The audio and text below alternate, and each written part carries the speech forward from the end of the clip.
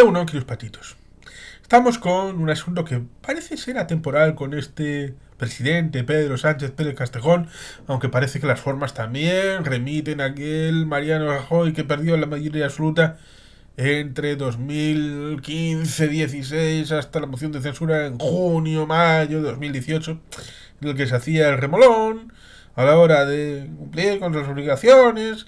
eh, el gusto por una suerte mayor resulta que Mariano Rajoy se había tenido, pero Pedro Sánchez no, pero actúa como si fuera inevitable el apoyo a Pedro Sánchez en una situación en la que siempre sacan el chonguillo, el espantajo, de que enfrente, después de las elecciones del 23 de julio de 2023, está solo el PP y Vox con 170 escaños a tan solo 6 de la mayoría absoluta, teniendo en aquel momento el voto favorable de Coalición Canaria y de UPN, y dando la idea de que con los 5 votos de Eusko Alderdi Jeltzalea era posible el llegar a la presidencia del gobierno. Eso lo vimos con la investidura fallida de Alberto Núñez Feijóo y luego con la situación de la investidura de Pedro Sánchez Pérez Castejón,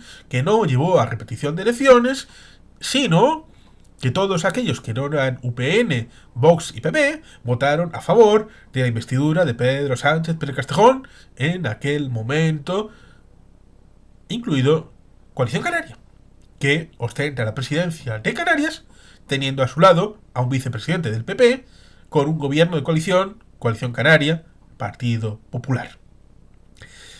Resulta interesante el mencionar todo esto porque hablamos concretamente de el 14 de octubre, por poner una fecha, en el que el aviso del PNV a Sánchez desbloquea la negociación de los presupuestos. Los presupuestos son una obligación. Todas las instituciones deben de tener actualizados un presupuesto. ¿Por qué? Porque las necesidades van cambiando año a año. Y por tanto las prioridades de gasto y también de ingreso, porque pueden evolucionar, es necesario poder ajustarlas a las necesidades concretas. Si bien es cierto que hay plurianuales, iniciativas que van más allá de un año concreto, pero es necesario, apropiado, ajustado, el tener el presupuesto en vigor. Hemos dicho, es cierto, que en realidad hay 3 presupuestos vivos. Y esto puede sorprender a mucha gente, a pesar de que lo hemos dicho alguna que otra vez. Hay un presupuesto que está en liquidación, como es el presupuesto terminado el año anterior, que evidentemente ya se ha gastado, pero se necesita liquidar para ver que se hizo todo bien. Hay un presupuesto en ejecución, que es el año en que estamos, y hay un año que te está preparando, como es el presupuesto del año siguiente. Por tanto, siempre hay 3 presupuestos vivos en diferentes fases. Además, hemos aceptado como algo tradicional el hecho de que el presupuesto sea anual del año natural. Podría ser un presupuesto de mayo a mayo. Podría ser igual de válido. O de 2 años. O de 5 años. Quinquenal. O de 7 años, como las iniciativas presupuestarias de la Unión Europea. Por tanto, el tema de los presupuestos da para bastante. Aitor Esteban retomó en aquel 14 de octubre el diálogo con el gobierno español el miércoles de la semana anterior. Ante la ausencia de avances en las cuestiones de mayor peso político, el PNV decidió parar la negociación de los presupuestos del Estado para el siguiente año 2025. Su portavoz en el Congreso de los Diputados, Aitor Esteban Bravo, anunció esta decisión el lunes de la semana anterior en un movimiento que se interpretó como un aviso a navegantes. Y el gobierno de Pedro Sánchez tomó nota, porque según fuentes gelchales consultadas por Diario Noticias y Onda Vasca, la negociación se retomó el miércoles. Y se han desatascado ya algunas de esas cuestiones. El propio Esteban se ha encargado de anunciarlo aquel lunes en Onda Vasca, cuando se le pregunta por la marcha de esas conversaciones. Abrimos comillas. Dije hace una semana que lo que veía yo con luz verde, de repente se había puesto rojo. Y no avanzábamos en algunos temas. Pero el gobierno se ha puesto otra vez en la tarea y en estos momentos estamos hablando. Así que quiero ser positivo, reveló Aitor Esteban, admitiendo que la negociación estaba bastante avanzada, aunque todavía hay cosas sin cerrar. Y consideró que si estas cuentas salen adelante, la legislatura tendría recorrido al menos durante los próximos 2 años. Cuando se le preguntó si eso significa que el sí del PNV está más cerca, aclaró que por ahora no hay nada. Vamos a ver si cerramos esos flecos. Aitor Esteban en Onda Vasca hace una semana dije que no avanzamos en esta negociación de los presupuestos, pero el gobierno español se ha puesto a la tarea. Tenemos avanzada la negociación, aunque no está cerrada, pero aquí hacen falta los votos de todos los grupos. Grupo Vasco, EAJPNV, Congreso, EAJPNV, Congreso, octubre 14, 2024. A diferencia de lo que ocurría en la anterior legislatura, esta vez los votos de EAJPNV son imprescindibles. El Grupo Vasco es imprescindible e insoslayables esos votos para Pedro Sánchez Pérez Castejón. Es decir, no puede articular una mayoría con sus socios con una combinación alternativa que no cuente con esos 5 votos del Grupo Vasco de EAJPNV, es decir, esos 5 votos gelchales. Pero esto vale también para los demás, ya que todos los socios son imprescindibles, no solo el PNV. Esta situación provoca, a su vez, que el grupo que hace portavoz a Aitor Esteban no quiera entrar en detalles sobre lo que está negociando, porque no será firme ni entrará en vigor si el resto de socios no alcanzan también un acuerdo para que esos presupuestos puedan ver la luz. El Ejecutivo español está dialogando con carácter previo a presentar un proyecto de presupuestos porque su situación de minoría lo obliga a sondear primero los ánimos de sus aliados y comprobar si hay margen para que la operación tenga éxito. Sin embargo, desde hace unos días, el Ejecutivo español está deslizando que la decisión de presentar el proyecto está tomada, tengan o no garantizados los apoyos. Por entonces, Junts está negociando la senda de déficit con el Ejecutivo, que es el paso previo a presentar las cuentas, pero las conversaciones con este grupo están abordándose en forma de paquete completo. Hemos de recordar que, en principio, la senda de déficit tendría que ser apoyada y aprobada en septiembre. Pasado ya bastante, estamos en noviembre. Y por tanto, cuando no se aprobó, una suerte de situación como ocurrió con el señor de Gaulle en 1954 con la Comunidad Europea de Defensa, de decidir la Asamblea Nacional Francesa después de la ratificación de los 5 parlamentos de los socios del Tratado de París y de Lisboa, no de Lisboa, no, porque eso fue en 2010, de Roma. Ahora en Lisboa tenemos una suerte de disfunción respecto de la defensa, pero eso sería otra cosa. Pero la Comunidad Europea de Defensa, con el Tratado de Roma y de París, estaban los 6 países fundadores y Francia, que todavía faltaba para votar, decidió no decidir porque estaba metido en un lío. Parece que Pedro Sánchez está en un lío. Probablemente haya presupuestos, como yo siempre he dicho, a lo largo de todo 2024. Pero eso no quita y cuando no se pactó y aprobó la senda de déficit, paso previo, pensando en la reforma que se hizo con agosto de 2011, aquel 15 de agosto, con Agostía, para cambiar el artículo 135, que introducía elementos como este, impide, en la práctica, que el presupuesto sea aprobado en forma y fondo en este año 2024 para entrar en vigor formalmente el 1 de enero de 2025.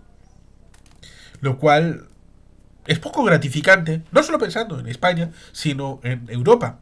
Sobre todo pensando que cuando no se aprobó la senda de déficit en septiembre, se dijo que, bueno, se va a esperar a los congresos de Junts y de Esquerra, que son a finales de este mes, un poquito en el mes de diciembre.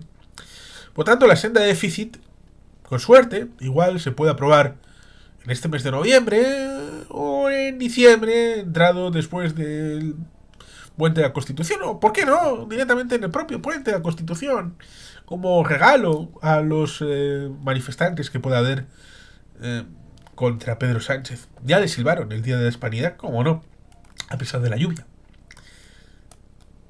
Pedro no tuvo que decir aquello del Mariano Rajoy de qué coñazo de desfile. Pero ciertamente es un asunto complicado por el tema de la senda de déficit y la presentación de los presupuestos y la aprobación, porque como se dice, depende de absolutamente todos y cada uno de los votantes de la investidura para que voten a favor. Se esperan que lleguen las transferencias. Esteban ya había dado a entender en la entrevista con Diario de Noticias y Onda Vasca que el problema no venía de la negociación de la tasa de reposición propia para los funcionarios vascos o de la capacidad para fijar el máximo salarial.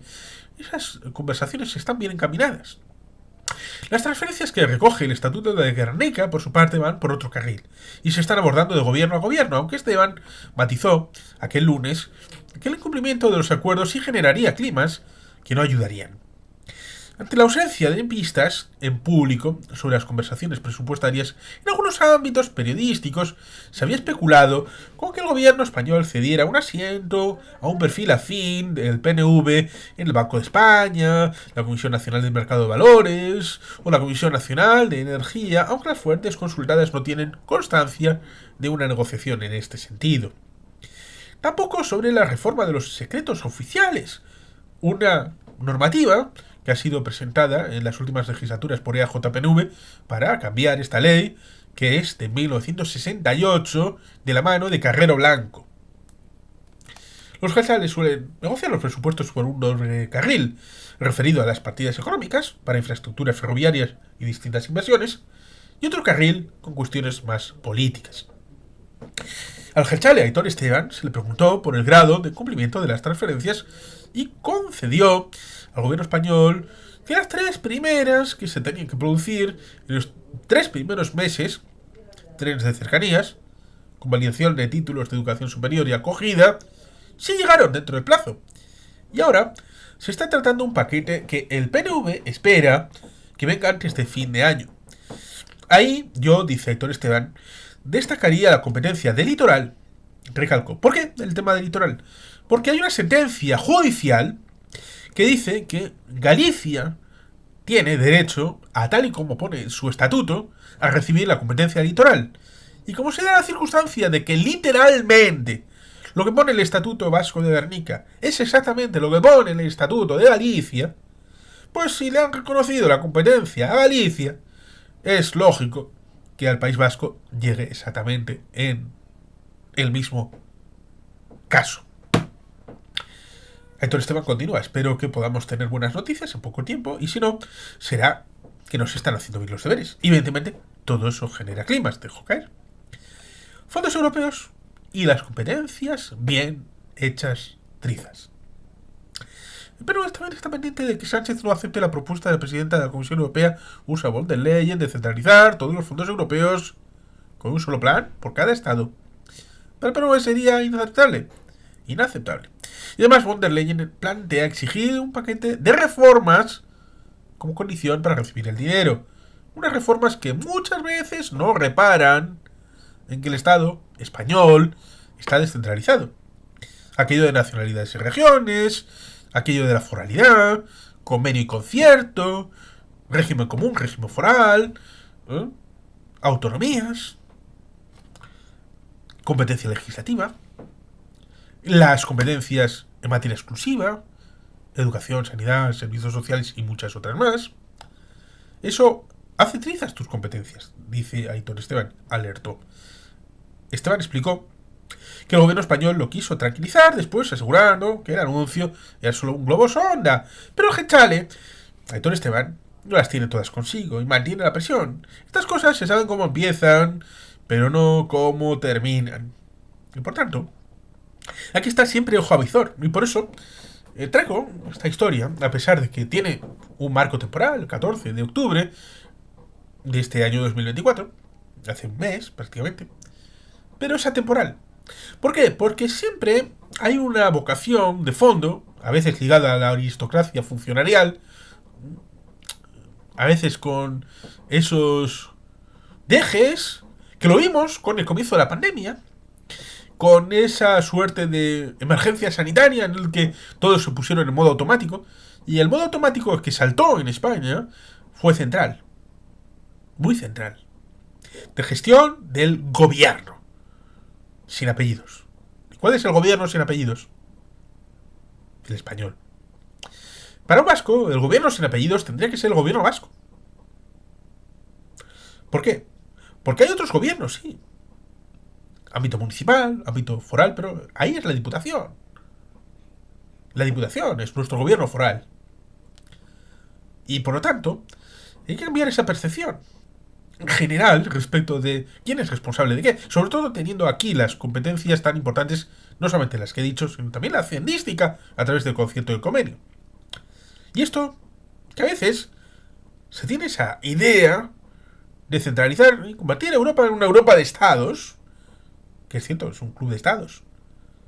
Pero Ursula von der Leyen tendría que revisar y llegar a unas conclusiones que otros presidentes de Comisión Europea han llegado antes.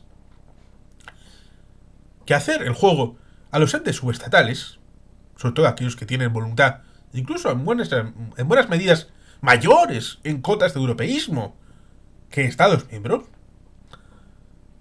da réditos.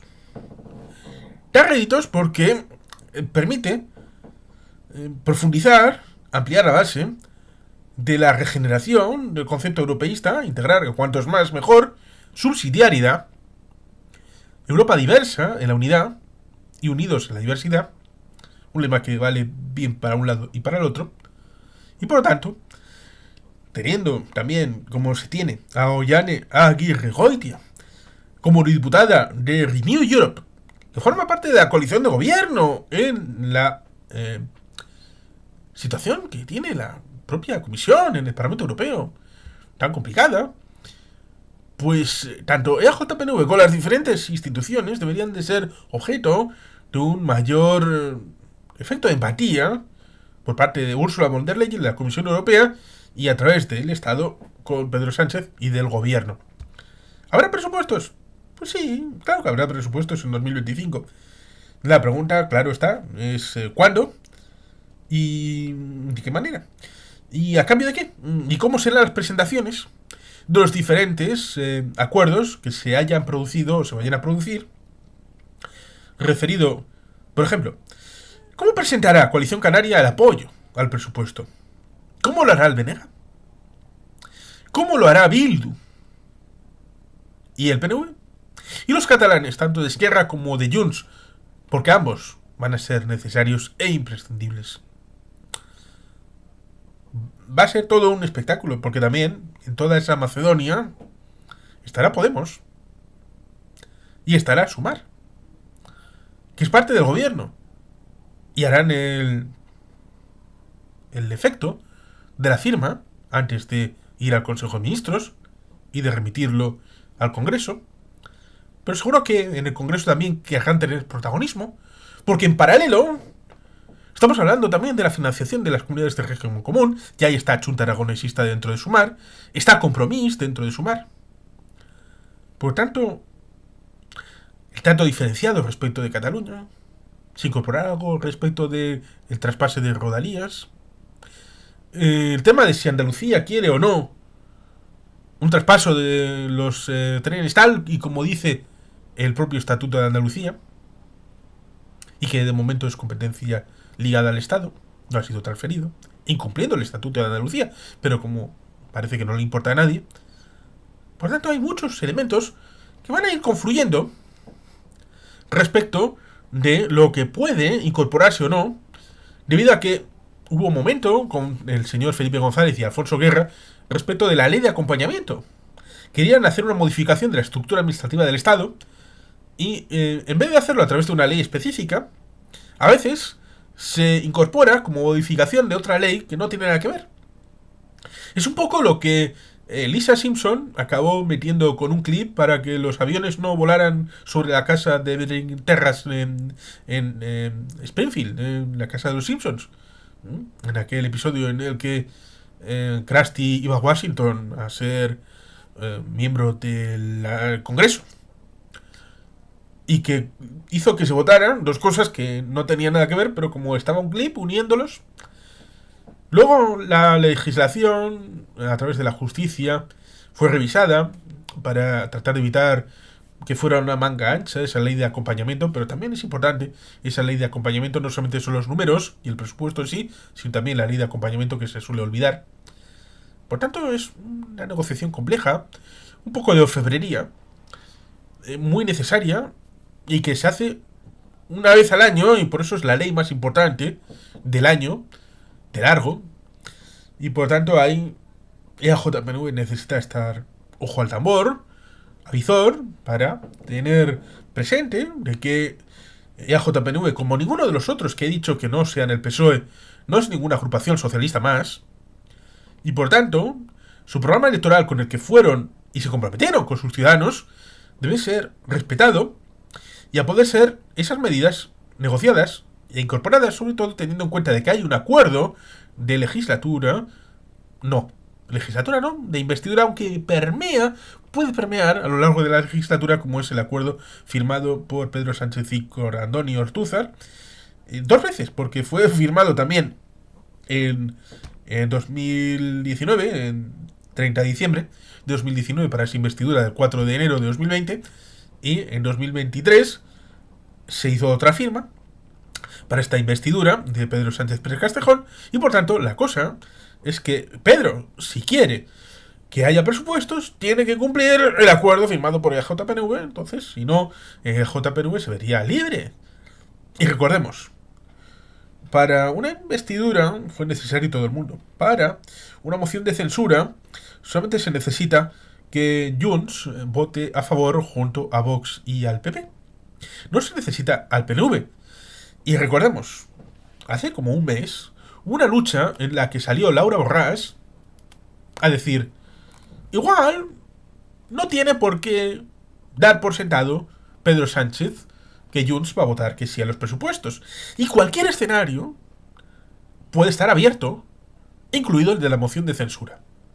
Luego salió Jordi Turull a decir que la moción de censura era una entelequia, que no estaba de lejos ni pensada, que era una fantasía y que no estaba...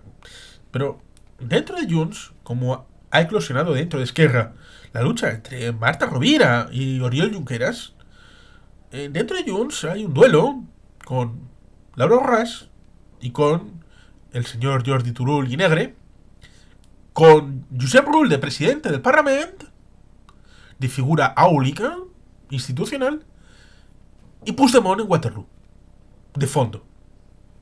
Por tanto, ahí habrá tela que cortar.